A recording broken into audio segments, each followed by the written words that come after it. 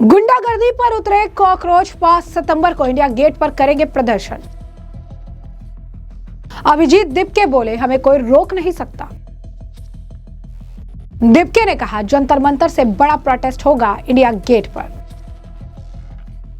तो कॉकरोच जनता पार्टी की ओर से 5 सितंबर को इंडिया गेट से दिल्ली मुख्यालय तक प्रस्तावित शांतिपूर्ण विरोध मार्च को लेकर दिल्ली पुलिस ने जो है उन्हें अब तक परमिशन उन्होंने मांगी नहीं है, ना ही परमिशन दी गई है। लेकिन अभिजीत दिपके खुले तौर पर बहुत ही आप कह सकते हैं एरोगेंस वाले लहजे में बात कर रही हैं और ये कह रही हैं कि जिसे रोकने की इच्छा हो हमें रोक कर दिखाए, हमें जो करना है हम करेंगे ही।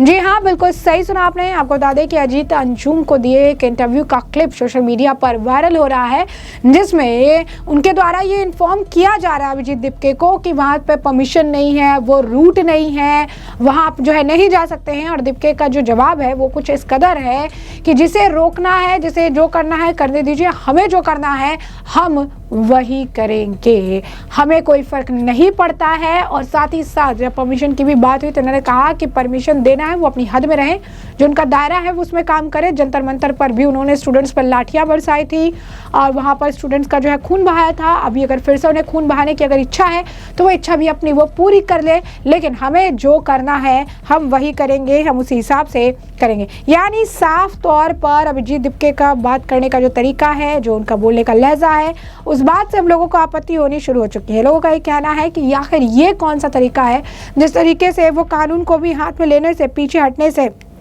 जो है बाज आते दिखाई दे रहे हैं। जब वहाँ पर उन्हें इन्फॉर्म किया जा रहा है कि जो रूट है वहाँ पर धारा 163 लगी चुकी है, उसके बावजूद ये कह रहे हैं कि हम वही रूट लेंगे, पुलिस पीटना चाहे तो पीटे। यानी साफ तौर पर लॉ एंड ऑर्डर सिचुएशन के ऊपर भी वो अपने आप को मारने लग गए हैं। लॉ एंड ऑर्डर सिचुएशन को भी अब जो है ध्यान नहीं रख रहे हैं। जानबूझकर मना होने के बावजूद, उस रूट पर 163 धारा लगने के बावजूद उसी रूट को लेने की जिद कर रहे हैं। यानी जानबूझकर हंगामा करना, बखेड़ा खड़ा करना, पीसफुल मार्च की आड़ में जंतर मंतर पर किस तरीके से पुलिस को दौड़ाया गया, पीटा गया, उसके वीडियो तो आपने देखे ही थे। तो कहीं ना कहीं उकसाने वाला एक और रवैया जो है देखने के लिए मिल रहा है। जो बात करने का तरीका है उसमें वो घमंड, वो एरोगेंस झलक रहा है कि हमारा कोई कुछ नहीं कर सकता है, हम तो फिर करेंगे प्रोटेस्ट, फिर करेंगे मार्च। तो ये जो है ये तमाम आप कह सकते हैं कि इस वक्त चीज़ देखने के लिए मिल रही है। उनके इस क्लिप वायरल होने के बाद लोगों ने इस पर प्रतिक्रिया देनी भी शुरू कर दी है और इसे एक पैटर्न भी बता रहे हैं। लोग अब उन्हें टारगेट कर रहे हैं। कहना है कि किस तरीके से 5 सितंबर को जो सीजेपी है दिल्ली मार्च की बात कर रही है और ठीक एक हफ्ते बाद 12 और 13 सितंबर को ब्रिक्स समिट है। तो क्या ये सिर्फ महज एक सहयोग है या फिर ये पूरा पैटर्न है? जब भी कोई इंटरनेशनल इवेंट होता है तो भारत की छवि को खराब करने के लिए, उसे बदनाम करने के लिए ये चीज़ें की जाती हैं। यहाँ पर आपको बता दें कि हिट जनता पार्टी जो है उन्होंने बाकायदा इसे लेकर ट्वीट कर रखा है, उन्हें पोस्ट कर रखा है कि अगर सितंबर 5 के बाद वो इसे एक्सटेंड कराना चाहते हैं सितंबर 12 और 13 तक, ब्रिक्स समिट तक, तो आखिर उन्हें भी कोई जो है उन्हें उमर खालिद जैसी उनकी एंडिंग जो है होने से कोई नहीं रोक सकता। तो अभिजीत दिपके, आशुतोष रंका को ये लगता है कि हर वक्त जो सरकार है वो उन्हें इग्नोर कर देंगे, लेकिन ये उनकी आखिरी गलती होगी और इसके लिए उन्हें लाइफ टाइम जो है इसका प्राइज पे करना होगा। इसके साथ ही साथ आपको बता दें कि एक और जो है इस मामले पर क्योंकि लगातार प्रतिक्रिया आ रही है, लोगों का ये कहना है कि इस तरीके से ये जानबूझकर कर रहे हैं। एक और व्यक्ति लिखा है कि दिल्ली पुलिस को इस बार सावधान रहना चाहिए। अजीत अंजुम ने अभिजीत दिपके को साफ बता दिया कि 5 सितंबर को इंडिया गेट में प्रस्तावित सीजेपी मार्च वाले रूट पर धारा 163 लग चुकी है। इसके बावजूद दिपके का जवाब है कि हम वही रूट लेंगे, पुलिस पीटना चाहे तो हमें पीटे। जब पाबंदी पहले से पता हो और फिर भी वही रास्ता अपनाने की जिद हो तो मकसद शांतिपूर्ण प्रदर्शन कभी नहीं होता है, अराजकता पैदा करना लगता है। पिछले बार भी इसी जो है अंदाज में स्थिति बिगड़ी थी और इस बार पुलिस समय रहते सख्त रहे। यानी लोग ये कह रहे हैं कि सवाल जो है ये अब पूछने की ज़रूरत है कि जानबूझकर ये कैसे है। लोग ये कह रही हैं कि ये कैसा सहयोग है कि देश की छवि को खराब करने और के लिए सब कुछ जो है किया जा रहा है। और व्यक्ति लिखा है कि हिंसा की जिम्मेदारी किसकी होगी ये पूछना चाहिए। दिल्ली के युवाओं को जो है जगाने की ज़रूरत है। दिपके जैसे लोगों को करारा जवाब मिलना चाहिए। सीजेपी वालों को झारखंड के युवाओं का दर्द नहीं दिखा कि अमूल लेके देश की हित की जो है बात करने आ गई हैं। लोगों का यही कहना है कि ब्रिक्स समिट है सामने, तो देश की छवि खराब करने के लिए जो है ये सारा सब चीज़ें जो है देखने लगे। कुछ लोग ये भी लिख रहे हैं कि सिक्योरिटी जो एजेंसीज हैं उन्हें अभिजीत दीपके, आशुतोष रंका और सौरभ दास को जेल भेजना चाहिए उमर खालिद के साथ, जिस तरीके क्योंकि वो ब्रिक्स समिट जैसे जो मीटिंग्स है वहाँ पर उसे डिस्टर्ब करना चाहते हैं, भारत की छवि को खराब करना चाहते हैं। इससे पहले भी जब डोनाल्ड ट्रंप आए थे तो उमर खालिद और सजिल इमाम ने इसी तरीके का खेल जो है खेला था और इस बार भी यही देखने के लिए मिल रहा है। आपको बता दें कि पुलिस जो है उन्होंने कहा है कि मार्च के लिए अब तक आयोजकों की ओर से कोई औपचारिक अनुमति मांगी ही नहीं गई है, यानी जानबूझकर एक ऐसी रणनीति तैयार की जा रही है जहां पर कोई परमिशन नहीं मांगी जा रही है, कुछ नहीं किया जा रहा है। पुलिस का कहना है कि यदि अनुमति के लिए आवेदन मिलता है तो मौजूदा सुरक्षा और कानून व्यवस्था की स्थिति को ध्यान में रखते हुए उस पर जो है निर्णय लिया जाएगा। सीजेपी ने शिक्षक दिवस के मौके पर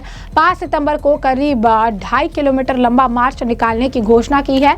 प्रस्तावित मार्च इंडिया गेट से शुरू होकर विजय सिंह रोड स्थित दिल्ली पुलिस मुख्यालय तक जो है जाएगा और इसमें जो है नीट पेपर जो अभ्यर्थी हैं उनके स्वजन विरोध प्रदर्शन के दौरान इन समय पुलिस जो है आप कैसे इनका कहना है कि पुलिस जाति से पीड़ित छात्र और युवा संगठनों के शामिल होने की भी संभावना जताई जा रही है। दिल्ली पुलिस के वरिष्ठ सूत्रों के मुताबिक प्रस्तावित प्रदर्शन को लेकर सुरक्षा व्यवस्था और यातायात प्रबंधन का आंकलन किया जा रहा है।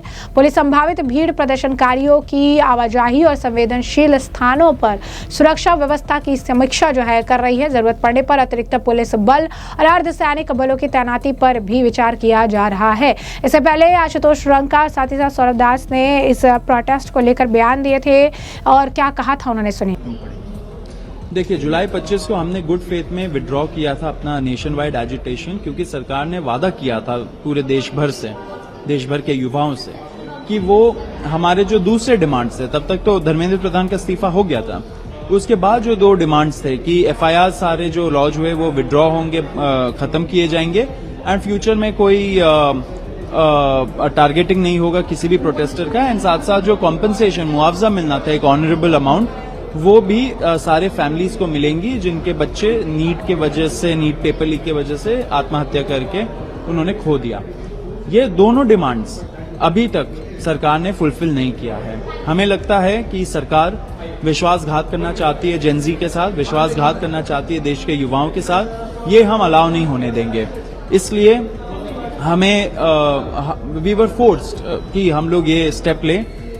अब हम लोग इंडिया गेट में गैदर होंगे 5 सितंबर को, वहां से एक पीसफुल तरीके से मार्च निकालेंगे पुलिस हेडक्वार्टर्स के लिए एंड सारे जेनजी से, सारे युवाओं से, सारे स्टूडेंट ऑर्गेनाइजेशन से अपील है कि वो मोबिलाइज करना शुरू कर दे, क्योंकि ये विश्वासघात हम होने नहीं देंगे हमारे साथ। देखिए, 25 जुलाई को जिस प्रकार से हमारी नड्डा जी से और जितेंद्र सिंह जी से मुलाकात हुई थी, 2 सीनियर कैबिनेट मिनिस्टर्स हैं, उन्होंने ऑन रिकॉर्ड आके और अगर एक एग्रीमेंट किया है और उस एग्रीमेंट को उसके बाद ऑनर नहीं किया जा रहा है तो एक बहुत बड़ा सवाल खड़ा करता है और ये सीधे सरकार की विश्वसनीयता पर सवाल है कि जब कैबिनेट मिनिस्टर्स की बात का कोई ऑथेंटिसिटी नहीं है, अथॉरिटी नहीं है, तो फिर तो किसी की बात की नहीं है। तो इसीलिए 5 सितंबर को हम लोग ये मार्च करेंगे। अभी तक कंपनसेशन को लेकर कोई सरकार की तरफ से क्लैरिफिकेशन नहीं है। जो एफआईआर्स विड्रॉ करने को लेकर सरकार से अलाइनमेंट हुआ था उस पर सरकार की तरफ से कोई रिटर्न एग्रीमेंट नहीं है, इसलिए 5 तारीख को मार्च कॉल किया गया। तो जैसा कि आपने उनका बयान सुना, इसी के साथ साथ बीजेपी के नेता अजय आलोक ने बयान दिया। उन्होंने कहा कि उन्हें पूरा बैकअप मिल रहा है प्रत्यक्ष तरीके से, अप्रत्यक्ष तरीके से जो है आम आदमी पार्टी, कांग्रेस सभी जो है इनका समर्थन कर रही है। अजय आलोक क्या कह रहे हैं, सुनिए। प्रोटेस्ट है उसको ऐसा कह रहा है कि हम बैकअप कर रहे हैं स्टूडेंट लोग। ये कौन सी नई बात है? ऐसा बैकअप करेगी, आम आदमी पार्टी बैकअप करेगी, पूरी की पूरी लेफ्ट बैकअप करेगी, कांग्रेस पार्टी भी परोक्ष रूप से समर्थन देगी। ये सब तो कोई नई बात नहीं है, ये तो होता ही है। ये पहला भी प्रोटेस्ट उन्होंने किया था तो क्या खुद के दम पे किया था? अमेरिका तक से बैकअप था, डीप स्टेट की फंडिंग भी थी, तो सब धीरे धीरे सब पता चल जाता है, कोई छुपा थोड़ी नहीं रहता है।